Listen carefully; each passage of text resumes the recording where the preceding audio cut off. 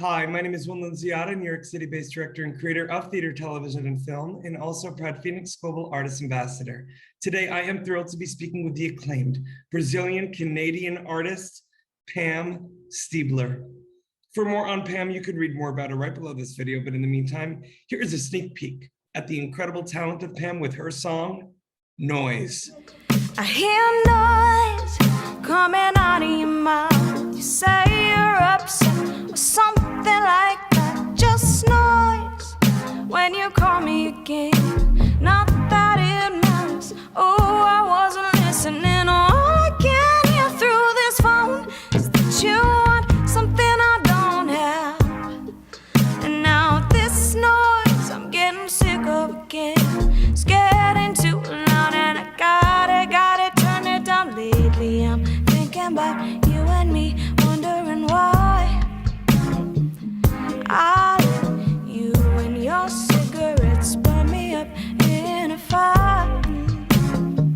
Just when we started to cool down, you spark us back up. I'm a fool for now. Boy, I think I'm letting you go.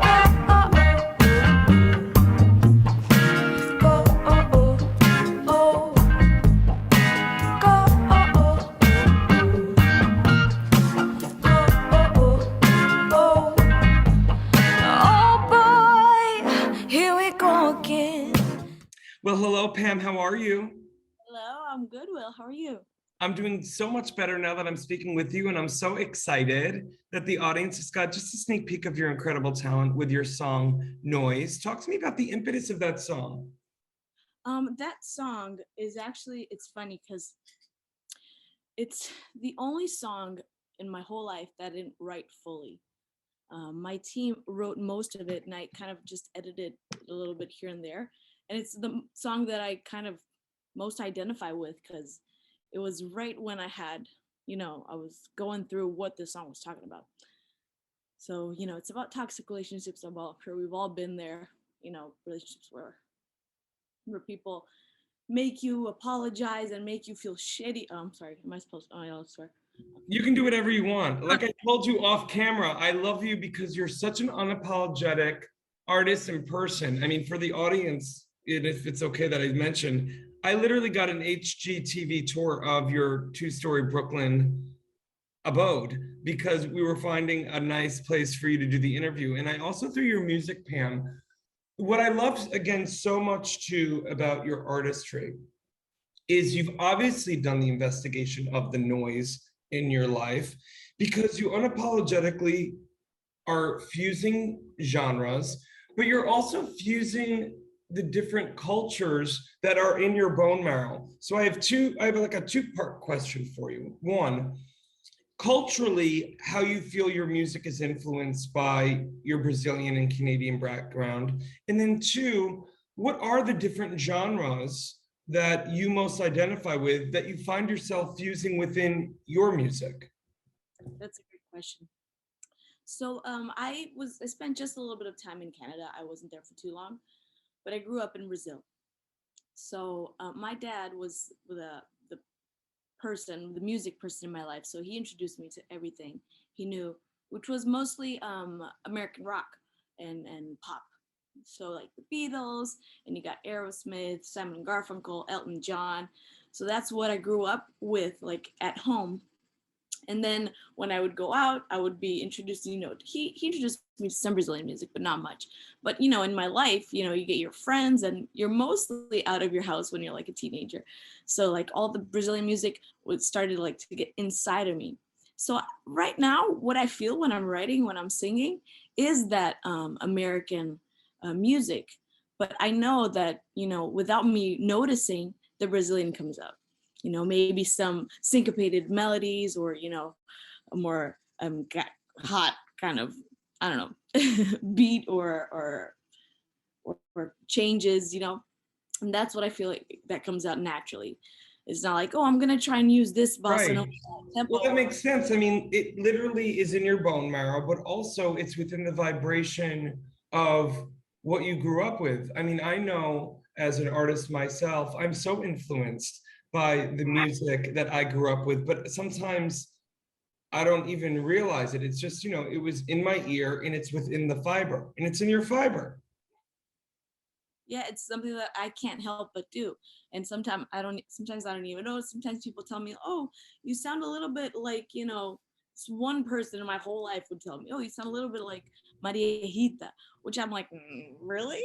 And nobody else would say it, but you know, some people just catch little small But things. see, this is what I love about you, Pam. And I told you off camera before, I'm so grateful I went down the Pam Steebler rabbit hole these past few weeks because I love the fact that I can't categorize you. Because in a world that sometimes likes to easily digest an artist in terms of what their genre is, you are this once in a generation artist that has unapologetically taken power and is just being the first rate version of themselves. And I'm curious, and I had this question throughout for a while now, and I'm grateful I get to ask it to you now. Are there any strong women in your life that you look up to or that you had looked up to growing up? Yeah, definitely. Well, a little bit cliche, but my mom. My dad was a force of nature, but he was sick for his whole life.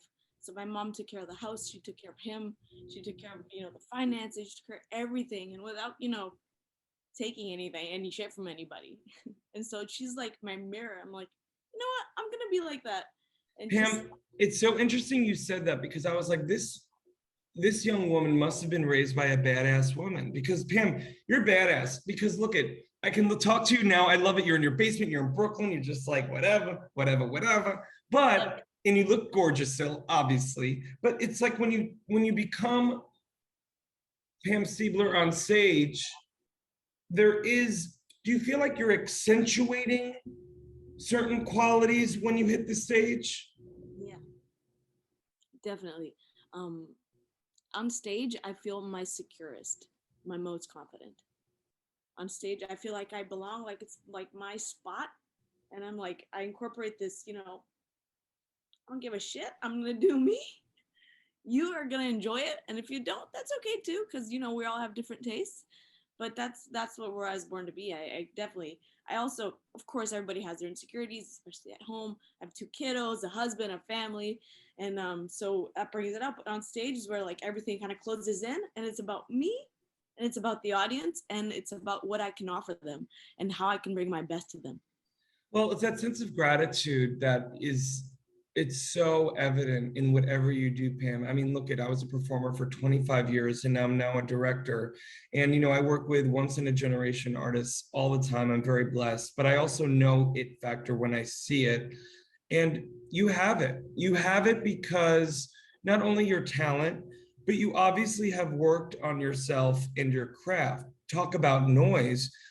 It seems like you've investigated the noise and the expectation in your life and are doing you on your terms. Look at the balance that you have with your family, your career. You're making it work. And I guess my final question for you, Pam, is in this time, obviously these past 18 months have been tough for all humans and all artists, but I'm curious what you're most optimistic about moving forward as things start to open up slowly but surely, what you're most excited about in terms of you, Pam Steebler, the art and the light that you are excited to be releasing or getting back to.